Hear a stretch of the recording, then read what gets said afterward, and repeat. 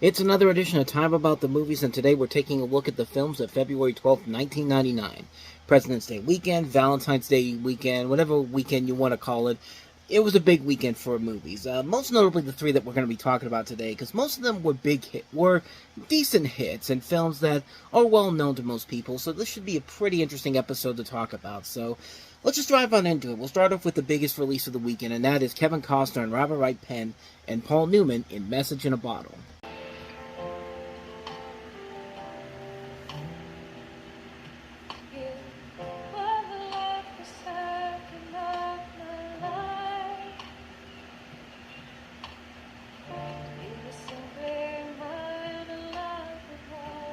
Dear Catherine, forgive me for being so angry when you left. I feel I've been lost. No bearings, no compass. You were my true north. I could always steer for home when you were my home. I still think some mistake's been made.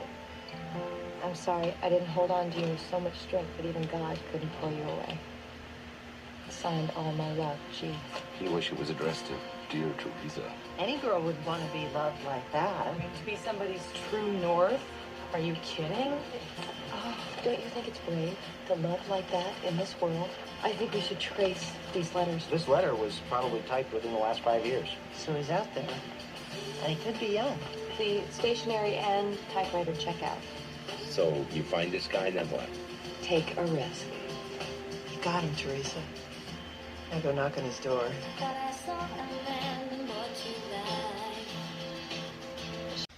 So you could probably tell this is based off of a Nicholas Sparks book, and believe it or not, this is actually the first movie based off of one of Nicholas Sparks' novels. Actually, his second novel overall. The first is The Notebook, and that would eventually be made into its own movie 5 years down the road. But this is the first one based off of his stories. It stars Kevin Costner, Robert Wright Penn, and Paul Newman. You can pretty much tell what the plot is basically on that trailer. A writer, played by Robert Wright Penn, falls in love with a shipbuilder, played by Kevin Costner, after finding a letter inside the bottle. And Paul Newman is playing Kevin Costner's father in here. This director is Louise Mandelsky, who has directed some movies we've talked about. White Palace, which is a mixed bag film overall. Born Yesterday, which is kind of a mediocre film. When a Man Loves a Woman, probably his best film overall.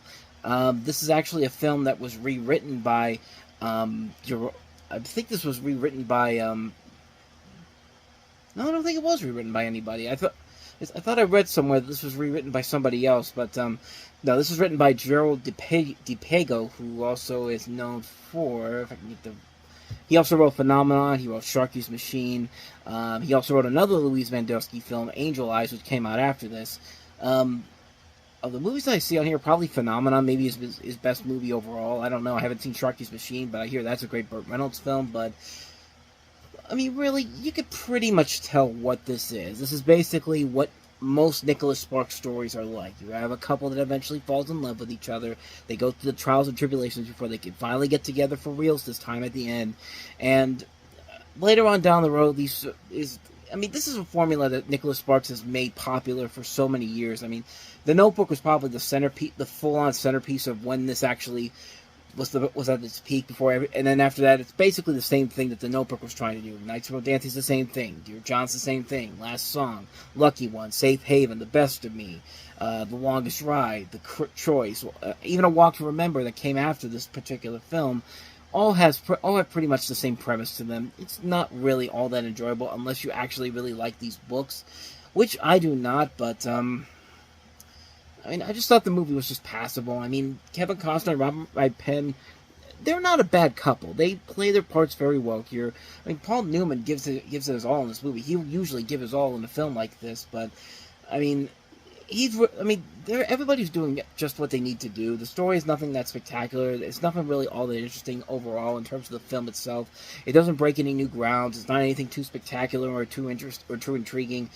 It's just there. It's there to be a movie to open on Valentine's Day weekend, so we can get the couples together, go out to the movies, and then never talk about this movie ever again. Because, as far as I know, nobody really remembers this movie all that much, even though it was a big box office hit when it came out. But yeah, it's an okay film, but it's one that I really would never want to watch again. At a one-time watch, it's fine for what it is, but there are so many other better romantic comedy dramas like this you can watch that are so much better. And go watch The Notebook. The Notebook is at least a way better adaptation of Nicholas Sparks' works than something like this is. So, anyway, that's Message in a Bottle. Now let's get to, I would say maybe good stuff, but stuff that is much more surprising than you might think it is. Here's My Favorite Martian. They don't want to conquer us. They don't want to study us. All they want, Oh, not another ticket. is a place to crash.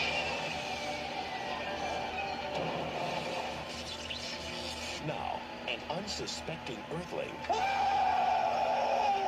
has a new roommate. Let me down! As you wish. And he's making himself part of the family. I don't believe we've met. Hi. No, he's a Martian. Martin? Yes, correct. Uncle. Martin. Evidence of a spaceship, an alien in human form. I'm ready to blend in now. Isn't it wonderful? Tim, what are you doing up there? My Uncle Martin's in the hot tub and I'm watching. What a strange family. But the more they get to know each other, the more it becomes clear Everything okay, man? Zipper trouble. they've got to find a way to get Uncle Martin home. After that, quick, make it smaller. This spring, Hey, spaceman. I've been discovered. Easy. Sorry about that. friendship You're a good human, Tellhair. is making a world of difference. Now turn the other cheek. Uh-oh, we're in trouble. There!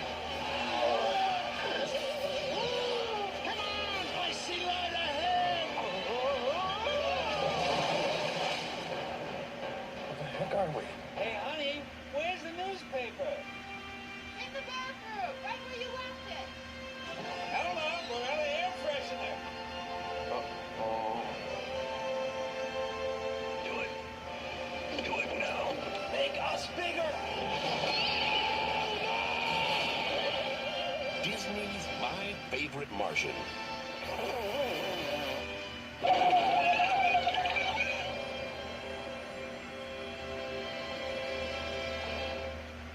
I mean, we've kind of talked about where Disney's live-action department was at this point. I mean, most of their movies ended up not being all that great. They were movies that really felt like they were trying to appeal to what the kids liked not at that point. So, not surprisingly, that trailer looked really, really bad. I mean, this trailer looked so bad that you thought there was no way that this movie was going to be good whatsoever. I mean, it did not look like anything that special, anything that interesting. And then the movie comes out, and then you finally get to see it like I did, and I'm coming out of it going like, yeah, I mean, it's more, I'd say it's much better than I thought it was going to be, but yeah, it's much better than I thought it was going to be. Not to say it's a great movie per se, but there is a lot more effort being put into this than I think a lot of people would give it credit for.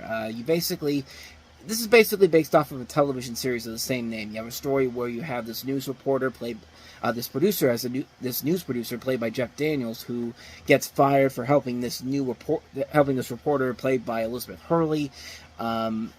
He basically, as he's driving one night, he finds a small spacecraft where he finds Christopher Lloyd as this Martian, and he thinks that this is his ticket to get his job back. And you also have Daryl Hannah in here, as well as Wallace Shawn, Wayne Knight, and Ray Walston, who was in the original My Favorite Martian TV series. And really, when I came out of this movie watching it, I was kind of like, that's a lot better than I thought it was going to be. So I actually looked at who put this together.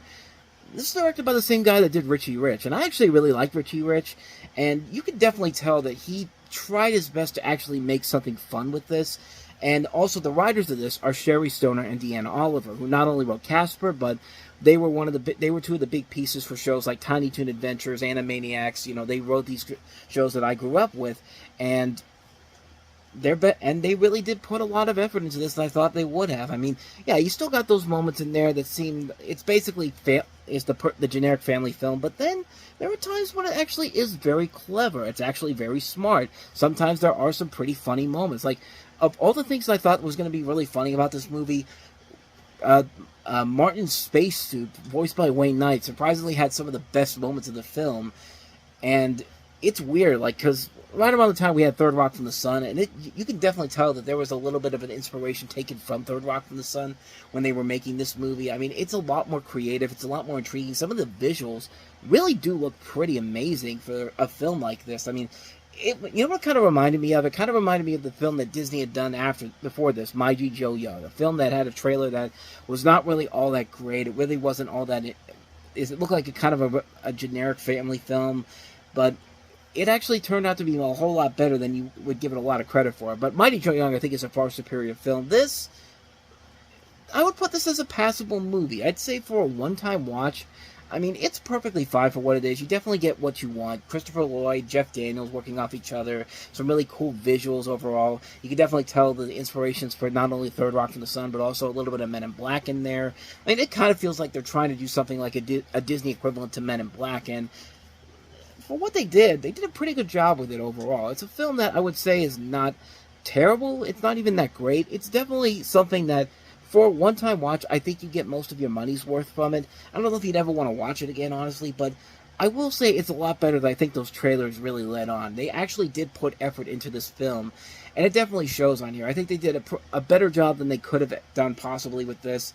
I would say give it a one-time watch, and I don't know, maybe you probably would never want to watch it again after that, but it certainly is a lot better than I think that trailer was letting on. I mean, I could definitely say that for certain, so that's my favorite Martian. So let's get to the last film we have here, and that is Blast from the Past. 62, the Cuban Missile Crisis was heating up, and the threat of nuclear war drove the Weber family underground. How long will we have to stay down here? 35 years. 35 years.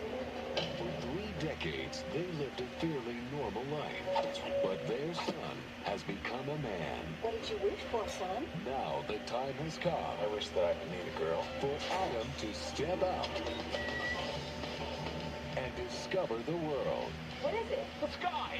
I have never in my life seen anything like it before. Oh, my lucky stars! A Negro! Wait, what? Well, small members, huh? Let me guess something. This is your first visit to La La Land. From New Line Cinema. I've never driven before. And the director of the First Wives Club. Hi. One champagne cocktail. I thought only hookers drank this. Well, I know Mom sure likes them. Comes a story about a guy in his 30s. What have you been doing? I'm watching television in color. Stuck in the 60s. I love sushi. I love Lucy. Looking for love in the 90s. You're a nice boy, but what Eve needs is a nice man. Shall we dance? He drives a big, big car, smokes a big cigar. He looks like a king and he acts like a star. When we see him drive by, he goes boop, boop. We all shout, hey, Mr. Super. Brendan Fraser, Alicia Silverstone, Christopher Walken, and Sissy Spacek. Blast from the Past. Yeah, Brendan Fraser calling a black person a Negro probably is not going to hold up very well nowadays. And in fact, when I actually went to the Wikipedia page on this under Legacy, that's literally the one thing that people took away from this movie. It literally says, the movie gained notoriety on social media from a scene where Brendan Fraser calls that character Adam says, "Oh, my lucky star is a Negro." And, you know, like I said, like I always say, it's a different time period, but man, nowadays that would not fly now. But this movie actually is a lot better than I think a lot of people give it credit for. You have Brendan Fraser as this guy who was born and brought up in a Cold War era fallout shelter built by his father, played by Christopher Nolan. That would have been a more interesting film. Christopher Walken, who's a survivalist, anti-communist father, and after 35 years, he emerges into the modern world where his innocence and old-fashioned views puts him at comedic odds with others. So it's a fish-out-of-water story that definitely takes a lot of inspiration from 2 of the films that came out in the year before, New Line's own Pleasantville, as well as The Truman Show. And it's a really enjoyable film. This is directed by the same person that did The First Wives Club, and I really like The First Wives Club a lot. And for Alicia Silverstone, it was a nice comeback after what happened in '97 when she had the double whammy of Excess Baggage and also Batman and Robin. This is a nice return to form for her. You also have Dave Foley in here, and I think the comedy overall works very well. It is not a groundbreaking story in any means necessary, but it is a lighthearted romantic comedy that I think works very well. I think I think Brendan Fraser and Alicia Silverstone have a lot of great chemistry together. Christopher Walken and Sissy Spacek are very good. Dave Foley has a nice funny role in here. I thought the film overall was a lot better than I think a lot of people give it credit for. It does have a lot of elements that I think are very, very funny. I think it is very enjoyable. I like Brendan Fraser and Alicia Silverstone a lot. I think they have great chemistry together. I like the concept overall. It is a lighthearted romantic comedy that's mixed with a little bit of a sci-fi edge to it. I thought it was a ton of fun. I thought it was a very enjoyable film. I'd say definitely check it out if you haven't seen it already. I think it is a very fun film overall. It's worth a watch.